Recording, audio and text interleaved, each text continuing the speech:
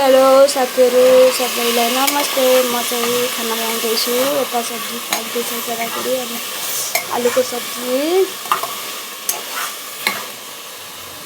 म त्यो सब्जीसँग जरागुडीको सब्जीसँग रोटी बनाउँदैछु साथीहरू। हजुरलाई रोटी मनपर्छ कि भात मनपर्छ? मलाई चाहिँ रोटी मनपर्छ, त्यसै भएर पिठो दिने तयारीमा छु है साथीहरू। नाले साथीहरू मैले बनिसक्यो है। म चाहिँ यसको रोटी बनाउँछु है साथीहरू। हजुर खाना बनाउनु भयो कि नै? साथीहरू मैले चाहिँ सब्जी पकाइसकेँ, यता रोटी पनि पकाइसकेँ। मैले चाहिँ नेपालका त रोटी हाल्छु ठुला रोटी खाए पनि अगाइहाल्ने है साथीहरू। हजुर त यत्रै हाल्नुहुन्छ, मलाई चाहिँ त्यस्तो मन पर्दैन, एक गाँस पनि हुँदैन, त्यही भएर मैले चाहिँ सब्जी बनाउँदैछु साथीहरू। सब्जी पाक्दैछ, आलु अनि राजमा टमाटर